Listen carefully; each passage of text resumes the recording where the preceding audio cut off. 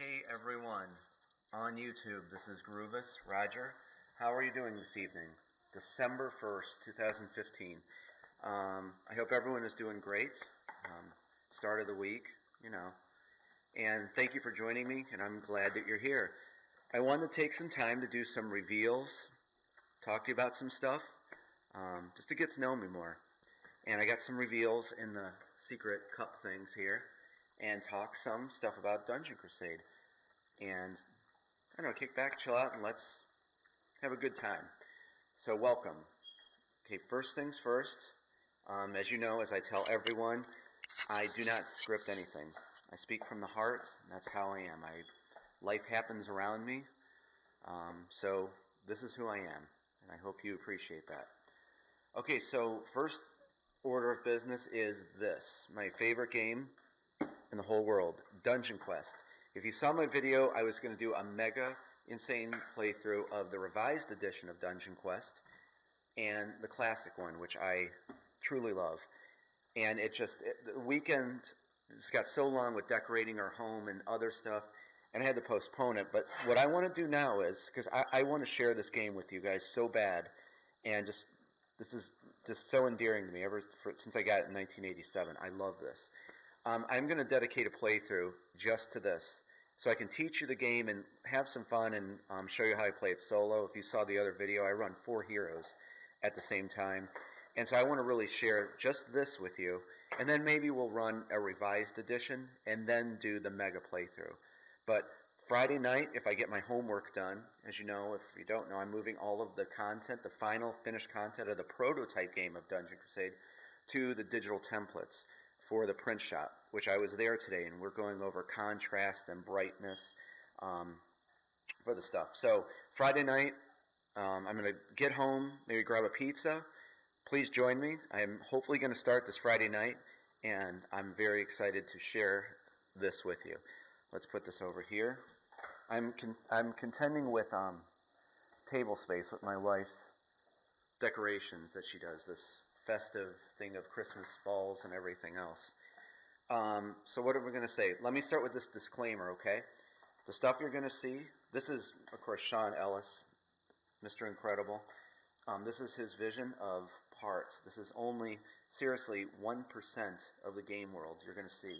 If you don't know, I went off the deep end, and I went left of center, and I created a pretty massive world for you to run around in and have fun in with your heroes. And I assure you, this is something like you've never seen before or played. And I'm not trying to over-glorify that. I'm not like that. It's just the simple fact this is going to be an incredible game, I think. And I think you guys are going to like it. So much so that our table is being removed out of this room. And I have got a beautiful, like almost antique wood table. And it's going to be here, and we're going to shoot the videos and take the pics on it, and the game is going to look so beautiful on this table, and you need the table space.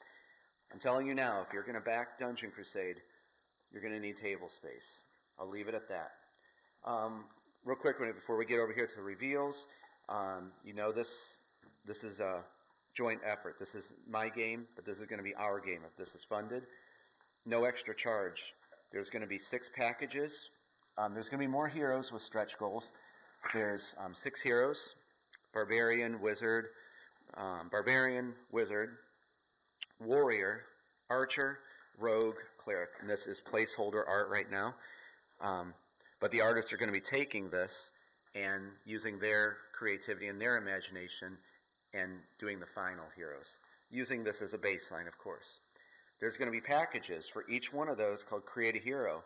And this is what I meant when I want people to help design this game. I truly mean this, and I'm very excited about this. All the heroes have very generic names right now. Barbarian.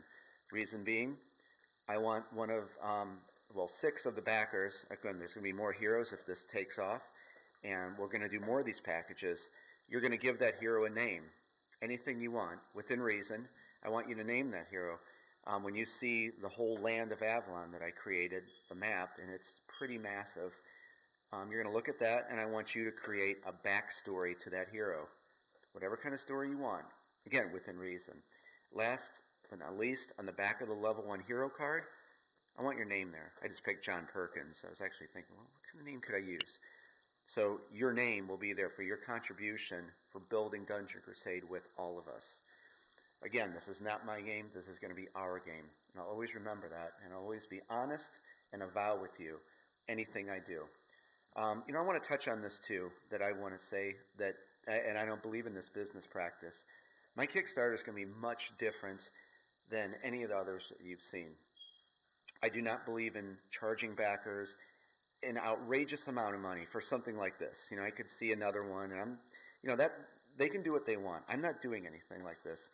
The deluxe edition is going to be called the Dungeon Crusade Crusader Edition. That's going to get you all your stretch goals, all the content. There's going to be 2 separate purchases that are going to be separate, because I don't know if people are going to want this. I think they are, but there's going to be no charge for this.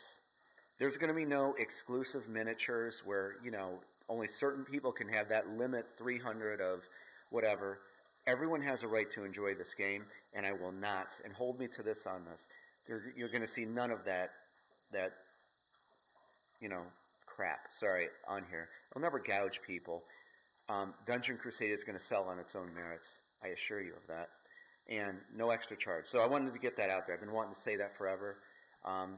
So there you go. You're going to create a hero. I don't want to get over this, but some of the characters that are going to be the quest givers, and you're going to meet Hanno Lithgar and Charsi Sibrai. There's another character I created called Father Jova, and plus some others. So that will whet your appetite a bit.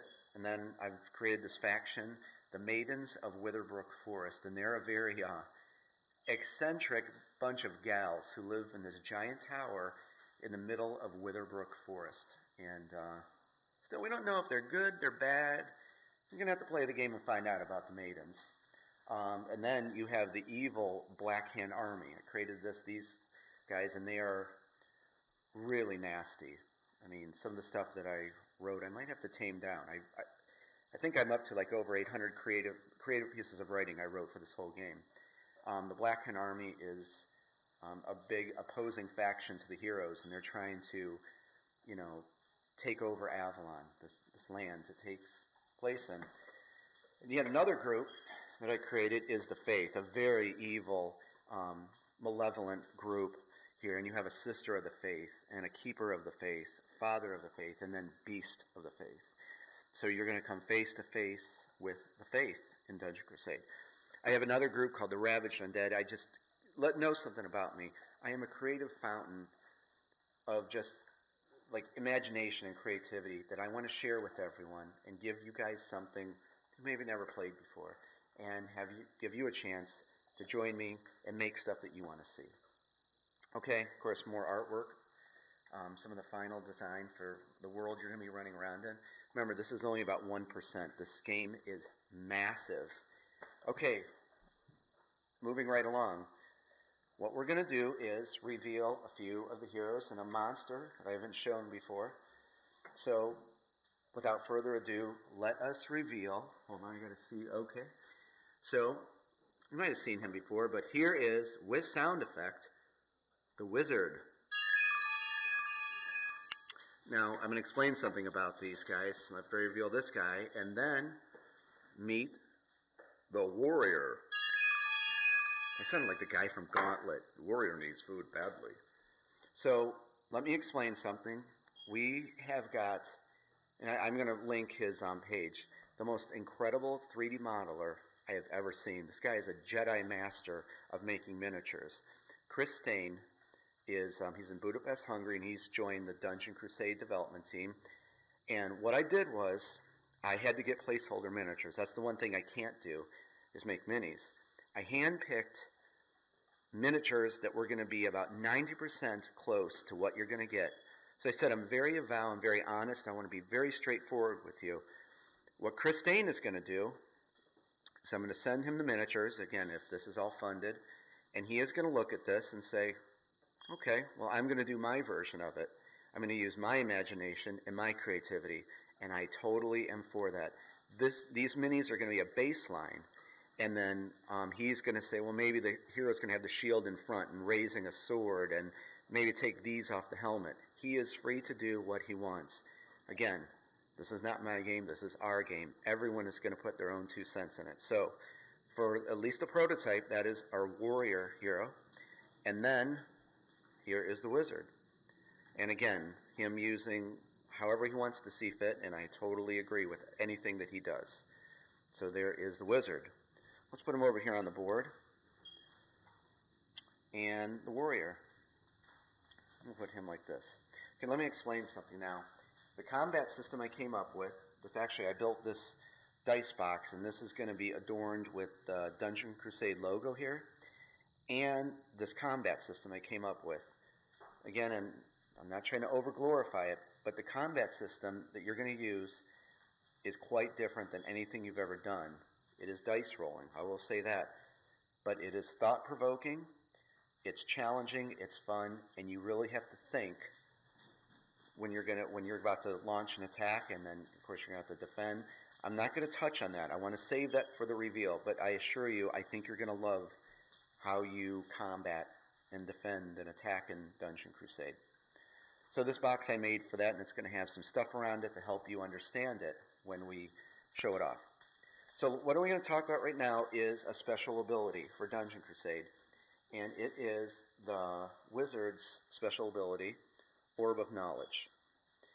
So what Orb of Knowledge is, I went to print this tile out to try to get it smaller, so I just put it over this. So I hope you don't mind. Something I've noticed about this game, and I'm going to speak for everyone who loves this kind of stuff, there's 3 things that we like about games like this. We like a sense of randomness, we like surprises, and like kind of the unknown, of what's going to happen. Whimsical. That's what I would, if I had to sum up Dungeon Crusade, it's a whimsical, and it's awesome. So what this is there's going to be some scenarios in the game where you're going to walk into the unknown. And I designed it this way because think about it, if you come into a dungeon, right, you break the doors down, you come in, you're not going to know. I mean, you're not going to know really where some of the stuff is. And it's critical to do some information seeking to help the heroes to work together to combat whatever you're going to do. So let's just take an example here. Let's say that it's the wizard's turn, and Orb of Knowledge can be used at the beginning of the wizard's turn. When you flip it over, there's going to be like a little icon like you'd see like in an MMO game, and of course a description on how it activates. Again, I'm going to keep that a little bit secret for now. So let's say that there's a chamber coming up, and it's an unknown monster. You don't know, and this is not the final monster card. I have to keep some stuff hidden, but for right now, this is a good thing to show you. So let's say that they're about to enter into a chamber, and they don't know what they're about to get into. Well, the wizard here can cast Orb of Knowledge, and it's a heavy activation cost, but what it does is when you cast it, you flip it over, and you get to see the monster that's going to be in a certain deck. There's going to be certain decks of monsters. So what this is going to do is it allows you to flip the card, and you're going to know there's an ancient horror that has 11 hit points. This, of course, is all just for showing it off. All the stats, all the combat stuff is being hidden for right now. But so Orb of Knowledge will allow you to place that card on the top of this certain monster deck, and now you have the information and you have the know-how on how to combat this monster. I assure you, this is not just running around, throwing some dice around and hoping for the best. Truly, strategy, tactics, planning. And it's challenging, fun, and it's just good gameplay. So that is what Orb of Knowledge is. Okay, so it allows you to go over to the certain monster deck and reveal what's inside that chamber, or what's inside that room, what's lurking behind that door for your heroes, and then you have the information to fight it. So I'm going to pause here, and we're going to set up the next reveals. A monster. I think you're going to like this. Be right back. Okay, guys, I am back for the next reveal. Welcome back, even though it seemed instant. We are going to do our reveal on this hero, and this is the Rogue. And there she is. And again, same principle, Christine, the incredible 3D modeler, and I insist you to look at his work. We'll be taking this looking at it, using this as a baseline, and creating an incredible miniature based off this, how he sees fit to do this.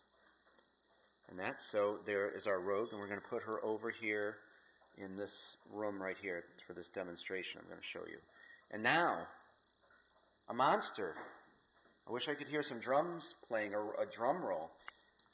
So introducing, and I'm going to talk a little bit more about this, introducing an orc siege breaker. You like that chime. I know you do. I know you like that chime. This is going to be the orc siege breaker. And turn this around. And I want to say that I want to go for this kind of, remember what I said before, I wanted to be a vow with you and show you what I'm going for. I like these chunky models, you know, big and not small. And that's what I would say to Christine, that use this. And of course, maybe Christine will put a helmet on him and some armor and maybe a shield or something, or a different pose. Again, whatever he wants. Just like when I say create a hero, if you're lucky enough to get one of his package, you do what you want, within reason. Give him a name. Write a backstory for him. And then put your name on the card. I'm going to say thank you for your contribution. So, here he is. So, I think my camera's about to die. So let's do this real quick. Let's say that our orc is right here. Hopefully you're liking this little game world. This is pretty close to what the game is going to look like, guys. And our rogue, now this is, I'm going to show you Shadow Dagger. And we're going to flip it over, but I had to erase some of the secret stuff. Okay, but you can see there's going to be an icon. Have the name. It's going to say how to activate it, and a little description. So what we're going to do is, this is used after the rogue makes her attack. So let's say she moves.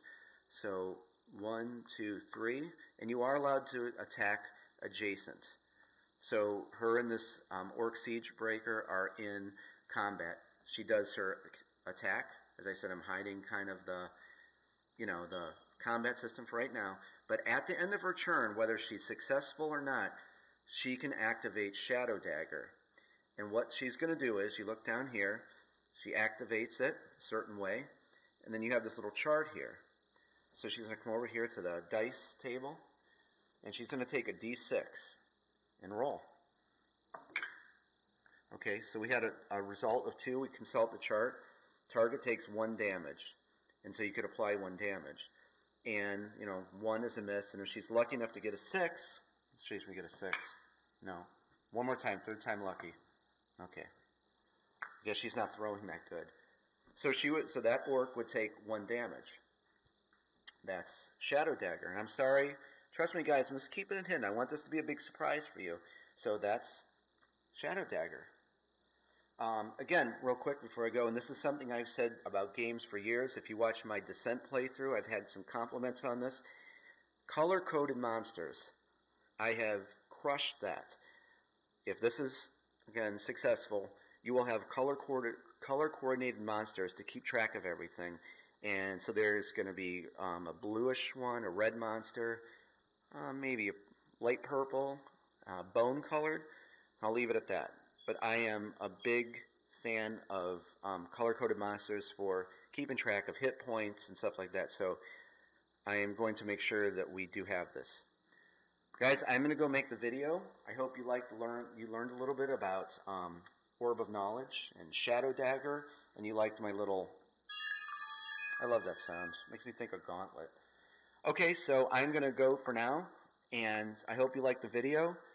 And I'm going to get to work moving some of this content. And I don't know what to say. I hope you guys have a nice evening. I hope you enjoyed seeing this. And I will be back soon with more Dungeon Crusade. Prepare thyself, hero.